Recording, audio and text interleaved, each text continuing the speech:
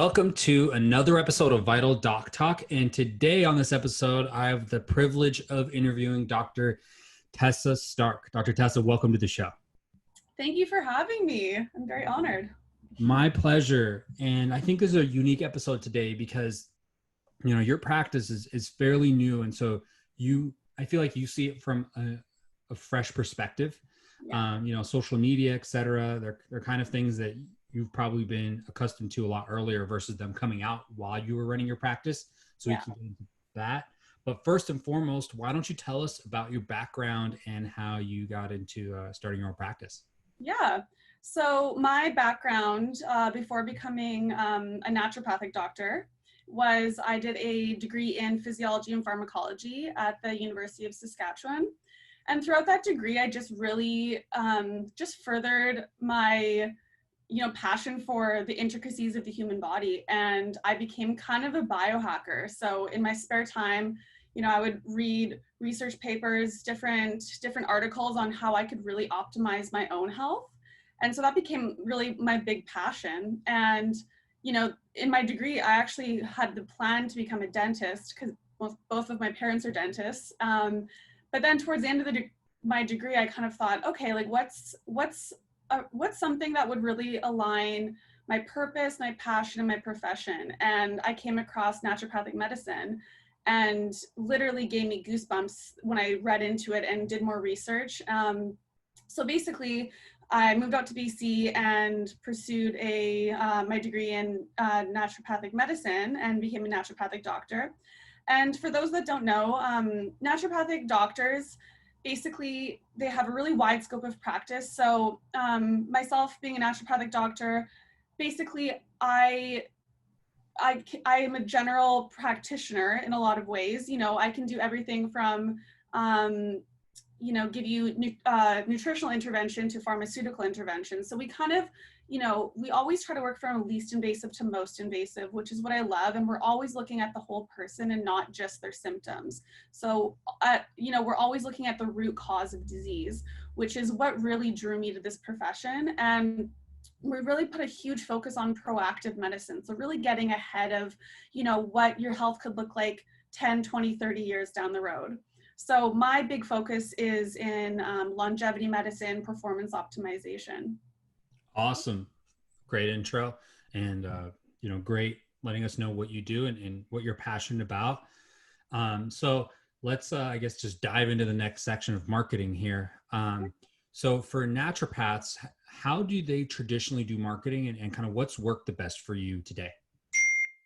So basically, in terms of marketing, it was kind of a learning curve because, some of us came out of school being like, I don't want to do the whole Instagram thing. I don't want to be doing a lot of Facebook. I just kind of want to, attract my clients through word of mouth. And, while that might work in some areas, in a place like Vancouver, where I practice, you need to be on all of the outlets and also, making sure that you're networking in person so that you're getting those word of mouth referrals.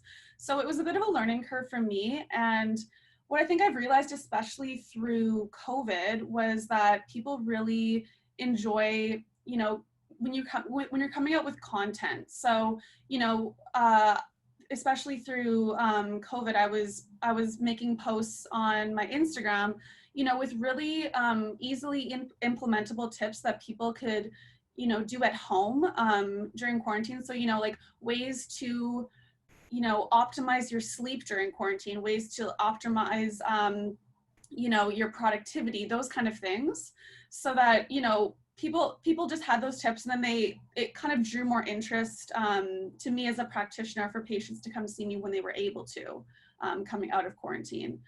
And yeah, so, and then there's also, there's definitely, Instagram, I think, is the big one in terms of social media right now. I think there's other up and coming ones, like TikTok is a big one which I don't understand, but I'll maybe eventually get into it. But I'm making sure I have a good professional Facebook page, that I'm active on LinkedIn, and just trying to really maximize all of those platforms as much as I can. I love that. In the marketing world, we call that omnipresence. Mm-hmm. Being everywhere, so then people can once you get somebody, let's say through Twitter, Instagram, et cetera, then you can plug them into all your other channels online, whether it's from Twitter to Facebook to Instagram, et cetera. So out of all the kind of the different ways, referrals, et cetera, that you've gotten clients today, which one are you most comfortable with? Which one would you recommend doctors really take a look at? Which social media platform? It could be social media, it could be just marketing method, and Hmm. speaking, et cetera.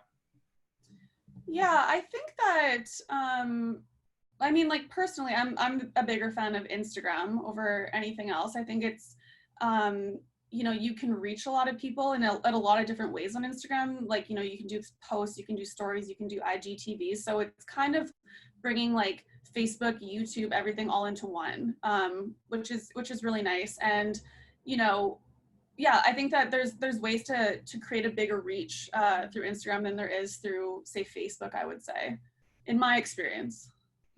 Have you been able to track clients like through Instagram or get clients that way? And if so, what did that process look like? Yeah, I find that the process of having patient or people gauge interest in a post, it's usually follows they usually send me a message. That's usually the way it goes. Like sometimes they'll visit my website through the link in my bio, but oftentimes they'll just send me a message, and through that I can say, okay, let's book a 10-minute meet and greet consultation, complimentary. So then I'm able to kind of put that process of them going from social media into them being a patient. It's like, I guess, a little bit more work on my end because I have to make sure that I'm like responding to all the messages and everything, and making sure that they're knowing how to book in for an appointment. But I think that I think I've been able to get a lot more patients because I am active on social media. I Yeah. love that. Do you have is it like a 10-minute consultation type of thing you do? Yeah, so I offer 10-minute complimentary meet and greets, I call them. So basically, it's just an opportunity for the patient to kind of get to know a little bit about who I am, what my approach is. I can find out a little bit about what their health goals are, and if I feel like or they feel like we're not the right fit going forward, that's they've they haven't had it. There was no financial commitment on their end, so it kind of takes a lot of the pressure off. And then there's cases where I feel like there's a practitioner that's better suited for them than me, so then I can refer them to someone else, which they actually appreciate, because they would rather and I would rather them be with the right fit. 100%. I definitely agree. In fact, I just shot an episode with Dr. Joseph Rosado, and he talks about how he also has like a 15-minute complimentary intro session. Mhm. And it just builds, it's like a great, and I talk about this, I think, with you on our intro call. I'm really all about community building. I Yeah. think the best companies, marketers, business people, they build communities and awesome networks. So I Mhm. think this intro or, meet and greet is what you call it, Mhm. session basically helps people get into your network. And whether it's doing business with you or with a referral, it really helps you amplify your brand, which I really like that. And also the sales stages, right? You've got Mhm. Instagram at the top, then you got the 10-minute meet and greet, and then the next level. And so now what you can do is you can go ahead and then focus on where you want people to move. Like what's, if you think of the whole funnel, like which stage is the one that struggles the most in terms of converting new patients, which I love that. Yeah. So let's go back to Instagram. Are there specific types of posts that you found work better than others, hashtags, etc.? How did you find Instagram, or how did Instagram find you? I don't know. Well, I mean, I got into Instagram.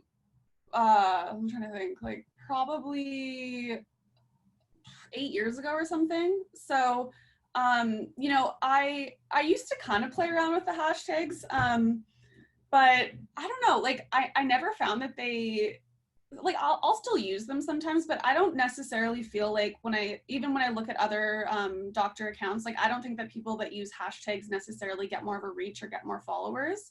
Um, so I don't know. Like I sometimes do them, I sometimes don't. I don't know how much it makes a difference when I do or if I don't.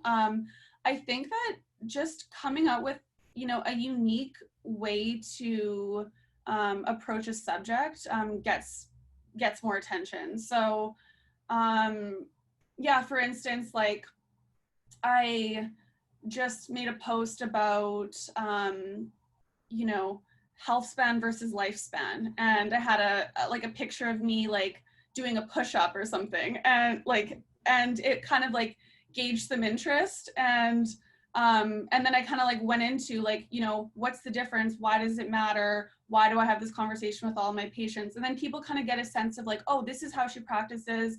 You know, this is a conversation that she has with her patients, and this is why she has it, and this is why she's like a longevity focused ND. So yeah, and I think that you know, just telling, I usually tell people, or right at the bottom of my post, like if you want more information, or if you are looking for extra support in this area, whatever the subject was, like send me a message.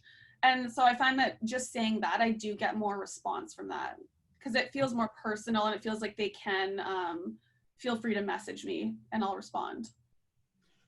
That's really interesting. So you got like a little action, you know, you've got in copywriting, right? They call that like, you know, the next step sequence. So you got like an action step for them at the bottom, right? That's the Yeah. call to action. So I love that.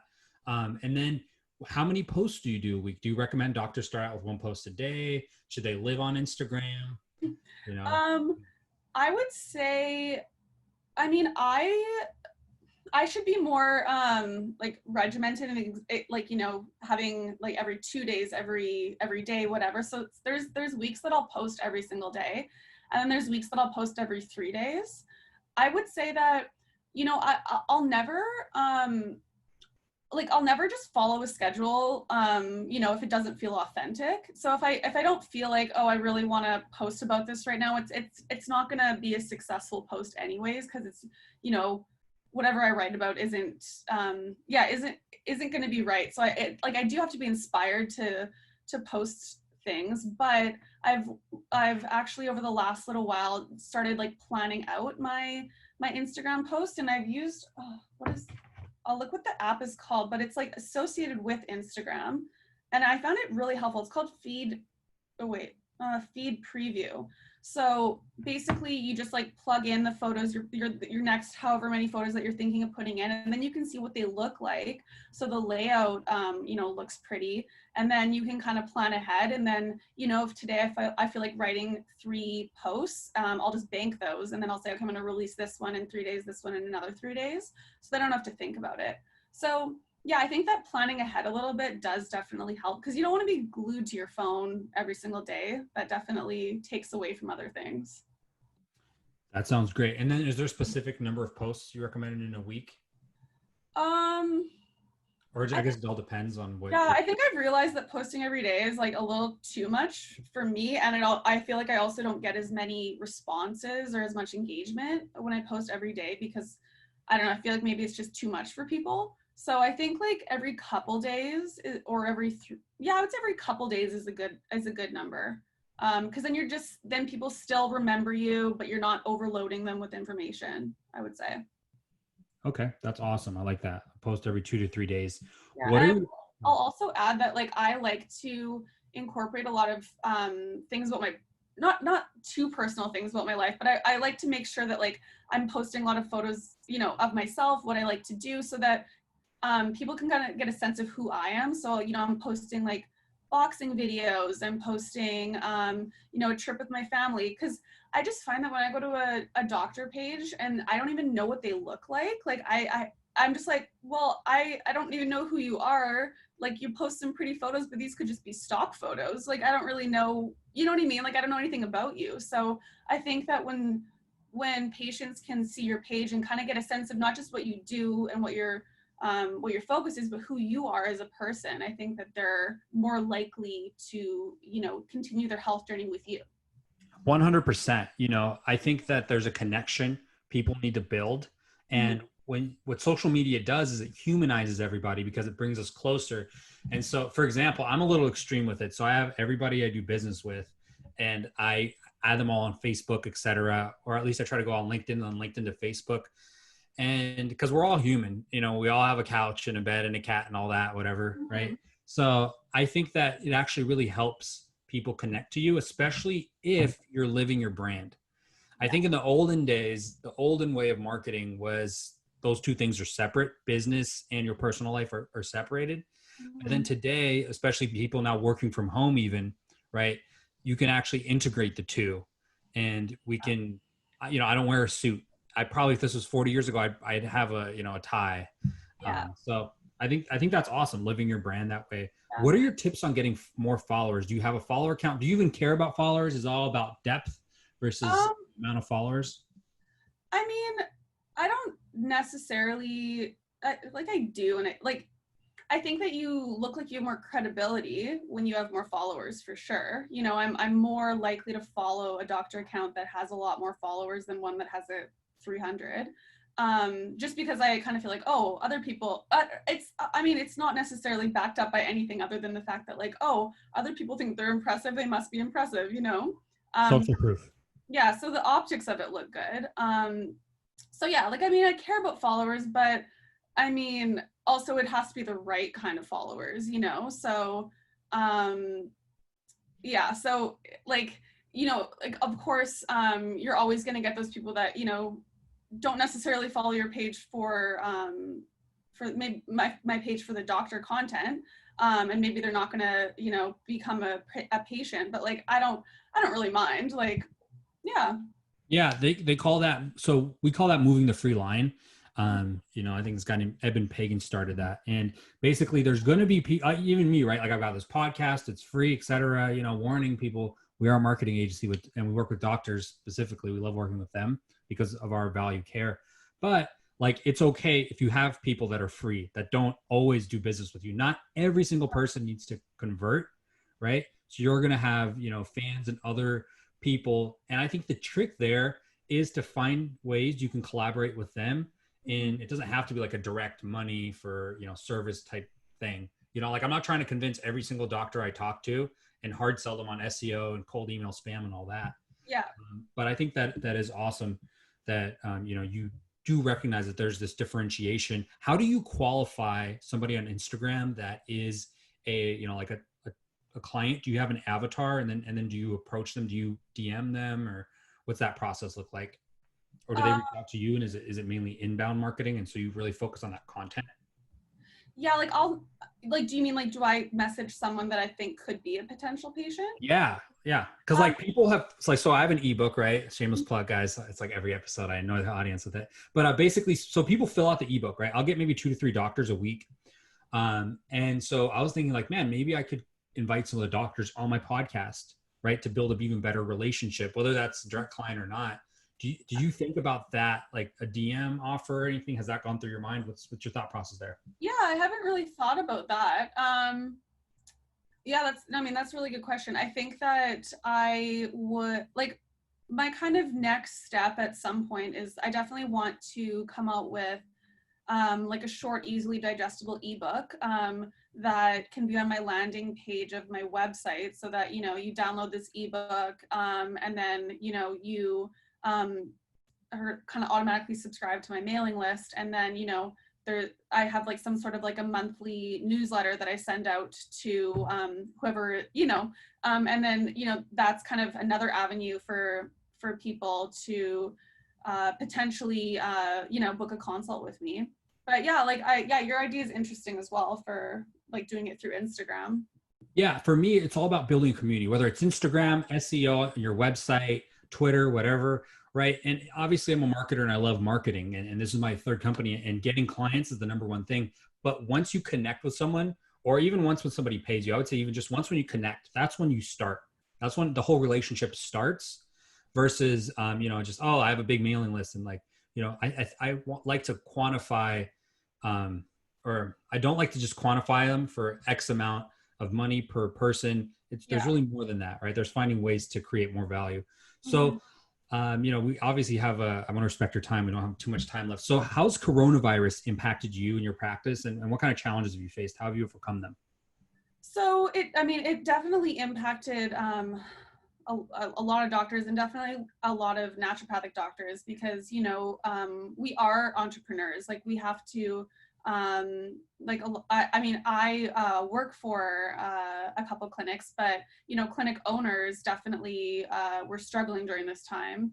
And even myself, it was a little bit difficult to kind of get used to the telemedicine model. Definitely, and there wasn't, things definitely did slow down during COVID. But I think that I just used the time to really kind of see how I could just broaden my audience, and see how I could connect with people more and come up with content so that I could attract more clients in when I was able to go back to work. And that's definitely what happened. So, and I think that through telemedicine, it's obviously it's a little bit more limited in what you can do, but there's also a lot more than we could do than we thought. We could call them, there's prescriptions to their local pharmacy. We could deliver supplements to their door. So, a lot of us were able to pivot. It was just, it was a little bit of a struggle. I definitely agree with that. I think there's obviously the curse of not being able to go into your practice anymore, but the blessing and the opportunity that comes out of every challenge is now you can think outside of the box, write that book, like you said. Whoever wants to write a book, I always tell them, think of your top 10 questions people ask, and then write a blog post on each, compile them. And by the way, guys, feel free to message us at the podcast. We can show you for free how to upload a book on Amazon. Very easy. But basically, there's opportunities. So that's awesome. And if there was one tip that you would have to give a doctor to help them improve their marketing, whether it be like a channel or something to do, what would it be? I think like my biggest thing is just, it sounds cliche, but just being really authentic and not trying to, fit into some box that you think you need to fit into. I do a lot of I do aesthetics and anti-aging stuff, but I'm also a huge tomboy. So it's like for me to put this image out there of what I think that people, want me to come out just super done up with makeup and all this stuff. Like that's not me. So just being super authentic to who you are will automatically make people more engaged in what you do. And, you'll build that trust with people a lot easier, I think. I like that. And I feel like that is a recurring message on the show, especially with doctors who are growing. They, you follow your brand, you follow your authenticity, and then it'll lead the way. So thank you so much, Dr. Tessa. Where can people find you? Where would you like them to connect? What would you like them to check out? Yeah, so I work downtown at Sinclair Wellness Center in downtown Vancouver, and you can find me at on Instagram at Dr.Tessa Stark. And then my website is drtessastark.com. Awesome. Thank you guys. And that was another episode of Vital Doc Talk.